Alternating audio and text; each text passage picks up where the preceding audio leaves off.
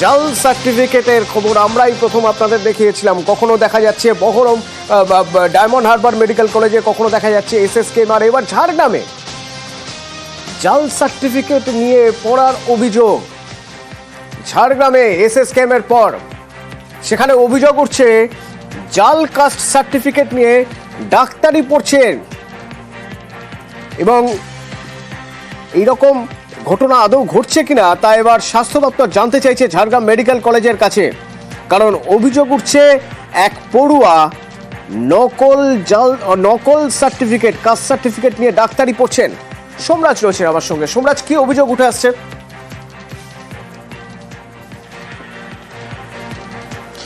দেখো, ঝাড়গ্রাম মেডিকেল কলেজেও একই অভিযোগ যে জাল কাস্ট সার্টিফিকেট নিয়ে ডাক্তারি পাঠ্যক্রম পড়ার, এবং সেই অভিযোগের ভিত্তিতেই ইতিমধ্যেই রাজ্যের স্বাস্থ্য দপ্তরের মেডিকেল এডুকেশন ডাইরেক্টরেট গোটা বিষয়টি তদন্ত শুরু করেছে। রাজ্যের অনগ্রসর শ্রেণী কল্যাণ দপ্তরের কাছে অভিযোগ যায় এবং তারপরেই সেই অভিযোগটি রাজ্যের স্বাস্থ্য দপ্তরকে জানানো হয়। ইতিমধ্যেই রাজ্যের স্বাস্থ্য দপ্তরের থেকে গোটা বিষয়টি রিপোর্ট আকারেও চাওয়া হয়েছে অনগ্রসর শ্রেণী কল্যাণ দপ্তরের তরফে বলে সূত্র মারফত খবর। কিন্তু যেহেতু এই অভিযোগটি এসছে এবং অভিযোগটি যথেষ্টই গুরুত্বপূর্ণ, সেই কারণেই রাজ্যের স্বাস্থ্য দপ্তর মেডিকেল এডুকেশন ডাইরেক্টরেট গোটা অভিযোগটিকে গুরুত্ব দিয়ে দেখার জন্যই এই তদন্ত শুরু করেছে। সূত্র মারফত জানা যাচ্ছে তদন্তের স্বার্থে ইতিমধ্যেই সংশ্লিষ্ট মেডিকেল কলেজ থেকে বেশ কিছু গুরুত্বপূর্ণ তথ্যও চাওয়া হয়েছে। তুমি জানো যে সম্প্রতি যে এসএসকেএম হাসপাতালেও এক পড়ুয়ার জাল সার্টিফিকেট নিয়ে পড়ার অভিযোগ, বিশেষ করে কাস্ট সার্টিফিকেট নিয়ে, এবং তারপরে রাজ্যের অনগ্রসর শ্রেণী কল্যাণ দপ্তর জানিয়ে দিয়েছিল যে পড়ুয়ার বিরুদ্ধে এই অভিযোগ উঠেছে সেই সার্টিফিকেটটি অবৈধ, এবং সেক্ষেত্রে রাজ্যের অনগ্রসর শ্রেণী কল্যাণ দপ্তর এসএসকেএম হাসপাতাল কর্তৃপক্ষ থেকে জানতেও চেয়েছিল যে তার ভর্তি প্রক্রিয়া বাতিল হলো নাকি। যদিও এসএসকেএম হাসপাতাল কর্তৃপক্ষ তার কয়েকটি ক্লারিফিকেশনস চেয়ে অনগ্রসর শ্রেণী কল্যাণ দপ্তরকে চিঠি পাঠিয়েছে, এবং যেটা সূত্র মারফত জানা যাচ্ছে চলতি সপ্তাহে এসএসকেএম হাসপাতালের সঙ্গে বৈঠকে বসতে চলেছে অনগ্রসর শ্রেণী কল্যাণ দপ্তর। কিন্তু তার মাঝেই ঝাড়গ্রাম মেডিকেল কলেজকে কেন্দ্র করে এই ধরনের একটি অভিযোগ, যে অভিযোগকে যথেষ্টই গুরুত্ব দিতে চাইছে রাজ্য স্বাস্থ্য দপ্তর, আর সেই কারণেই স্বাস্থ্য দপ্তরের মেডিকেল এডুকেশন ডাইরেক্টরেট ইতিমধ্যেই গোটা বিষয়টি তদন্ত শুরু করেছে বলেই সূত্র মারফত জানা যাচ্ছে। সোমনাথ, সঙ্গে থাকো। আরো একটি গুরুত্বপূর্ণ খবর দেখা যাচ্ছে স্কুলে চাকরি করছে জাল কাস্ট সার্টিফিকেট নিয়ে। মালদায় এরকম দুটি স্কুল থেকে এই অভিযোগ আসছে। সোমরাজ, এই বিষয়ে কি তথ্য রয়েছে আমাদের কাছে?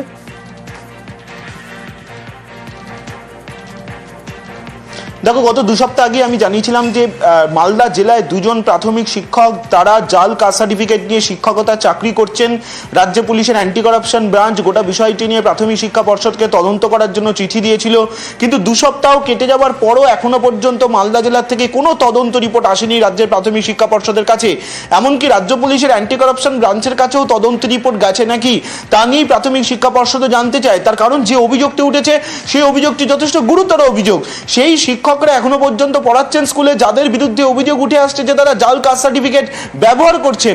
তাই এই বিষয়টিকে যথেষ্ট গুরুত্ব দেওয়ার জন্যই মালদা জেলার ডিপিএসসি চেয়ারম্যানকে বলা হয়েছে অবিলম্বে আগামীকালকের মধ্যেই যাতে রিপোর্ট দেওয়া হয়, এবং তাকে একটি রিমাইন্ডার লেটারও দেওয়া হয়েছে যাতে এই বিষয়টি নিয়ে তারা দ্রুত জানায়। শুধুমাত্র প্রাথমিক শিক্ষা পর্ষদকে নয়, রাজ্য পুলিশের অ্যান্টি করাপশন ব্রাঞ্চকেও তারা জানায় যে অভিযোগটি এসছে, যে বিষয়টি নিয়ে রাজ্য পুলিশের অ্যান্টি করাপশন ব্রাঞ্চ তদন্ত করতে বলেছিল, সেই অভিযোগের কোনো সত্যতা রয়েছে নাকি, যদি সত্যতা থাকে তাহলে এক্ষেত্রে কি পদক্ষেপ করা হচ্ছে।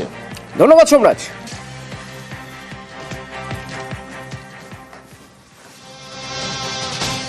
একাধিক অভিযোগ ওঠে স্বাস্থ্য বীমা নিয়ে, মেডিক্লেম নিয়ে। সেই অভিযোগগুলো নিয়ে এবার কড়া পদক্ষেপ করতে চায় রাজ্য, আর সেজন্যই স্বাস্থ্য কমিশন 11টি এরকম স্বাস্থ্য বীমা বা মেডিক্লেম সংস্থার আধিকারিকদের ডেকে পাঠিয়েছে বৈঠকের জন্য। বৈঠক হবে এবং বৈঠকে ঠিক কি কি বিষয় উঠে আসবে আমি জানতে চাইব। মূলত কোন কোন অভিযোগগুলোকে সবচেয়ে বেশি গুরুত্ব দিতে চাইছে স্বাস্থ্য কমিশন, ক্লেমিং এর সমস্যা সবচেয়ে বেশি হয় সেটাও নিশ্চয়ই গুরুত্ব দিয়ে দেখা হবে, এবং সেক্ষেত্রে কি পদক্ষেপ করতে পারে স্বাস্থ্য কমিশন। অভিজিৎ।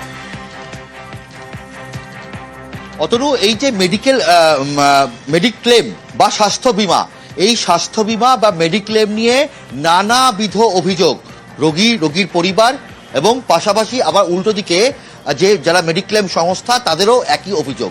অর্থাৎ কিরকম অভিযোগ? যে রোগীর পরিবারের অভিযোগ যে তারা ভুরি টাকা দিয়ে প্রত্যেক বছর তারা প্রিমিয়াম দিচ্ছেন, এবং সেই প্রিমিয়ামের টাকা প্রত্যেক বছর বেড়েও চলেছে। আর তারপরেও যখন তারা হাসপাতালে ভর্তি করছেন, প্রাইভেট হাসপাতালে হোক বা নার্সিং হোমে হোক, সেখানে গিয়ে তারা যখন ভর্তি করছেন দেখা যাচ্ছে যে যত টাকা বিল হচ্ছে তার একটা বড় অংশ মেডিক্লেম সংস্থা তারা অনুমোদন করছেন না। অর্থাৎ আর টাকার একটা অংশ সেই রোগীকে বা রোগীর পরিবারকে মেটাতে হচ্ছে। অনেক ক্ষেত্রে দেখা যাচ্ছে যে যারা ক্যাশলেস পেশেন্ট তারা ক্যাশলেসে গিয়ে রোগীকে চিকিৎসা করাচ্ছেন, কিন্তু ক্যাশলেসে চিকিৎসা হয়নি, তাকে পেমেন্ট করতে হচ্ছে, অর্থাৎ রিএম্বার্সমেন্টে যেতে হচ্ছে। অনেক সময় দেখা যাচ্ছে যে অভিযোগ উঠছে যে সাধারণ রোগী অর্থাৎ ক্যাশ পেশেন্ট যাদের কোনো মেডিক্লেম নেই বা স্বাস্থ্য বীমা নেই, তাদের ক্ষেত্রে যা বিল হয়েছে তার প্রায় দ্বিগুণ বিল হচ্ছে মেডিক্লেমের রোগীর ক্ষেত্রে বা স্বাস্থ্য বীমার রোগীর ক্ষেত্রে। এই নিয়ে নানাবিধ অভিযোগ আসছিল স্বাস্থ্য কমিশনে। অন্যদিকে পাল্টা মেডিক্লেম সংস্থাগুলি অভিযোগ করছিল যে নানান অসাধু নার্সিংহোম তারা রোগী সাজিয়ে বিল করে নিচ্ছে। কিছু অসাধু চিকিৎসক তারা চিকিৎসা না করে বিল করছে, বিল ক্লেম করছে। সেই অভিযোগও জেরবার হয়ে যাচ্ছিল স্বাস্থ্য কমিশন। আর এই সমস্ত সমস্যা মেটানোর জন্যই আগামী 21শে এপ্রিল আলিপুরের ধনধান্যে প্রেক্ষাগৃহে সেখানে 11টি এই যে মেডিক্লেম সংস্থা, যার মধ্যে 4টি সরকারি মেডিক্লেম সংস্থা, ন্যাশনাল ইন্স্যুরেন্স থেকে শুরু করে ওরিয়েন্টাল ইন্স্যুরেন্স, জেনারেল ইন্স্যুরেন্স যেমন রয়েছে, তেমন 7টি বেসরকারি সংস্থা, অর্থাৎ মোট 11টি স্বাস্থ্য বীমা সংস্থাকে ডেকে পাঠানো হয়েছে। সেখানে সরাসরি আলোচনা হবে।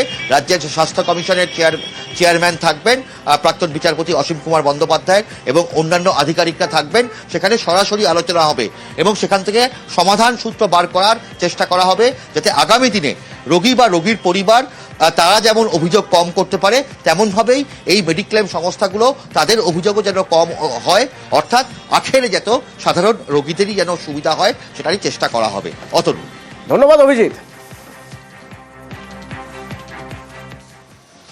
বছরের প্রথম দিন সকাল থেকে বিভিন্ন মন্দিরে পুজো অর্চনা চলছে, শোভাযাত্রা বেরোচ্ছে। মুর্শিদাবাদের শামশেরগঞ্জ সুতি ধুলিয়ান কেমন আছে?